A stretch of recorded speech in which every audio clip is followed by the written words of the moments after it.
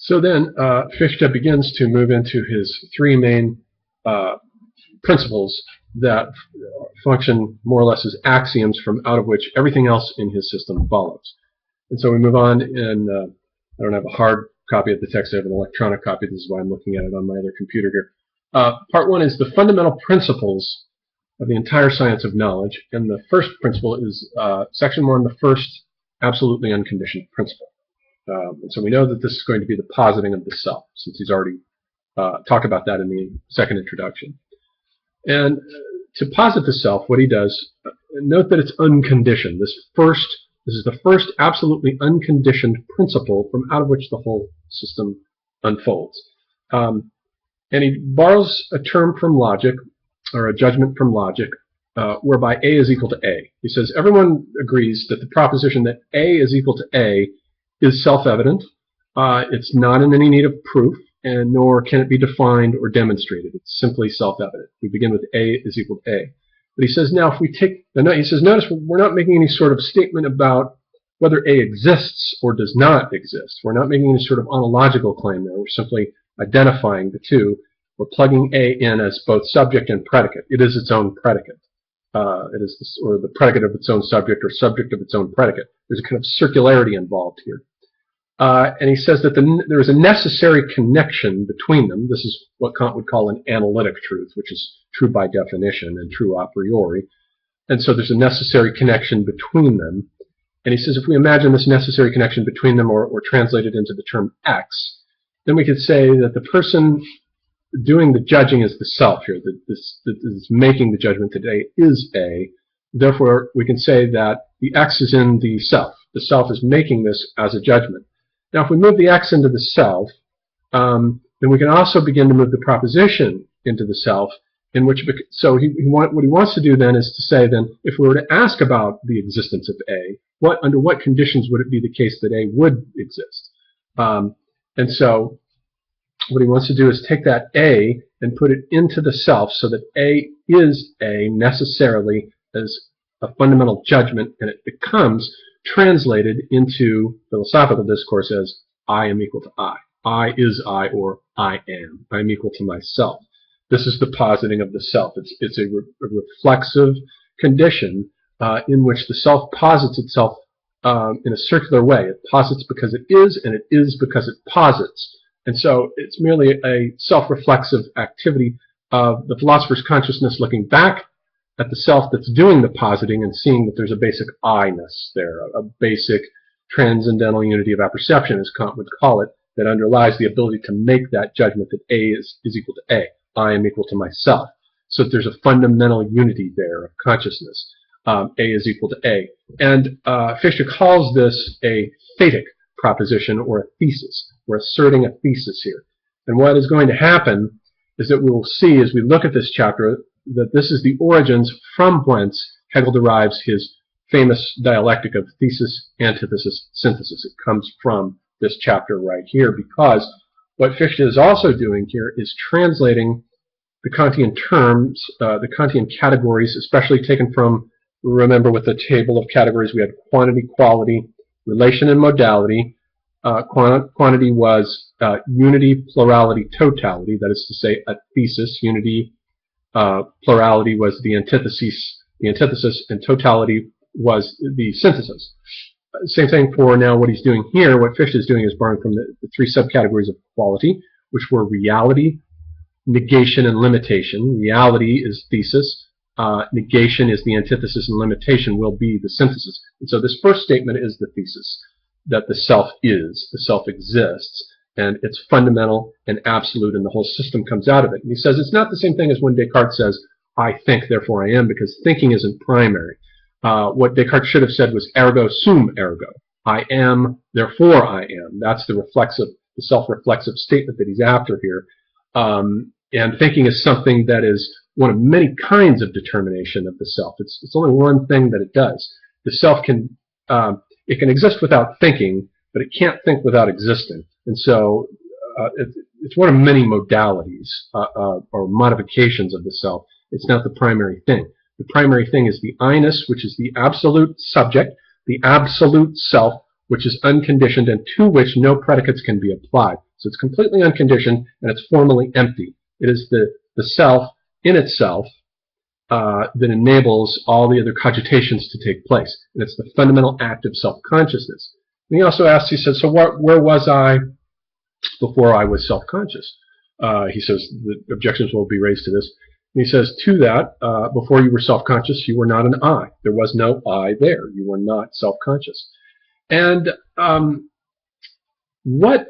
now I mentioned in the previous talk the analogy here with the Hindu myth from the Brihadaranyaka Upanishad, which is in the first chapter, verse 4 of the Brihadaranyaka Upanishad. And I think it should really be kept in mind here because this is a very abstract version of that myth. Not that Fichte knew the myth, but it simply happens to be the case that the profundity of the insights here are equal to the profundity in the insights that the Hindus arrived at in the Axial Age, 800 BC, entirely independently, based on the depth of the insight.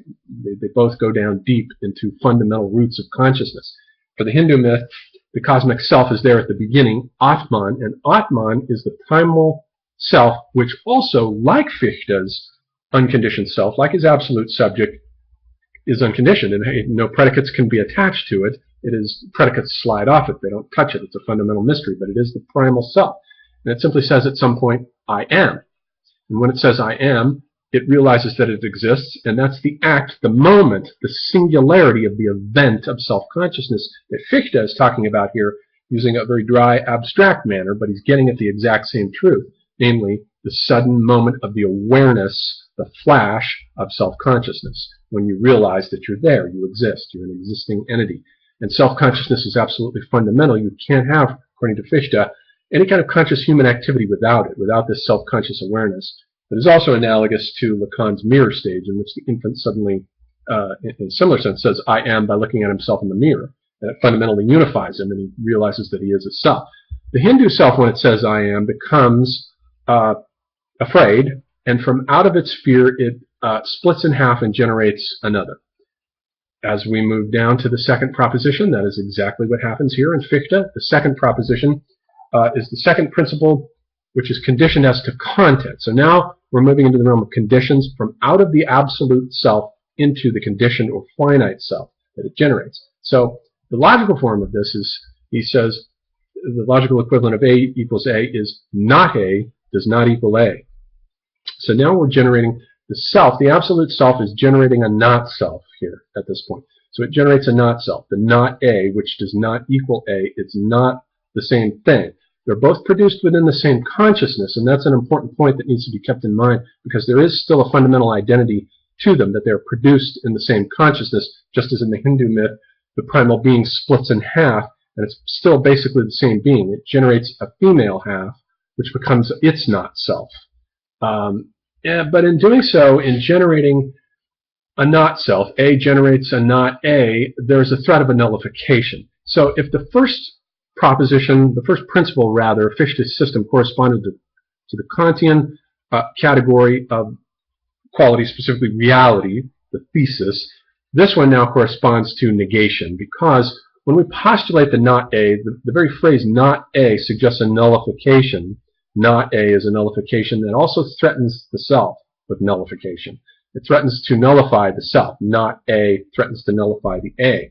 Later this will play itself out in the fact that the more conscious attention you pay to the realm of the not self, the less self-awareness there is. The more it's like you're draining energy off from the self in order to direct it into the world of the not self, and it threatens the autonomy and activity and freedom of the self in so doing. So there's a fundamental threat here that is perceived in the antithesis now, moving down from reality to negation, from thesis to antithesis, and in the Hindu myth simultaneously.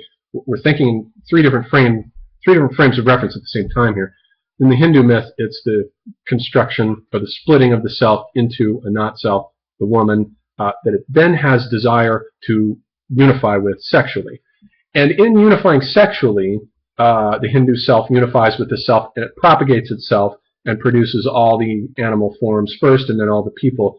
So it divides and multiplies, basically, this self does. Moving down to the third proposition, the same exact thing happens with Fichte. The third proposition, the third principle is conditioned now as to form. So we have The conditioned self. The conditioned self is finite, it's conditioned, and it's in opposition not only to a not self insofar as it's conditioned and finite, because the not self is also conditioned and finite as well, but in opposition to the absolute self. The absolute self is not conditioned. No conditions apply to it, just as the Atman also is unconditioned, and none of the transformations that happen to the self in the field of samsara, in the field of time, have any effect at all on the fundamental eternal stasis, the oneness of the Atman, which is unaffected by anything that happens to it in time. Same thing here with the unconditioned subject, with the absolute subject. It's opposed to the finite self. The finite self has all kinds of limitations that apply to it, and the reality of the not self begins to drain energy, as it were, from the self.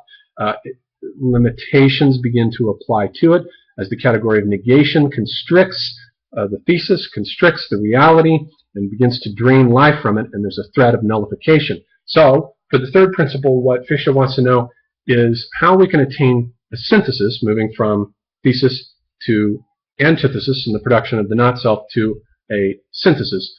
In what way can we produce a synthesis that preserves the self from nullification, so that it won't be completely wiped out, or that the self and the not self will not simply nullify each other and cancel each other out? There must be some other principle. So there must be another mental act, a Y, whose product will be an X. The X will then act as the principle that will synthesize these two together. And, consistent with the Hindu myth, the principle turns out to be that of divisibility, precisely.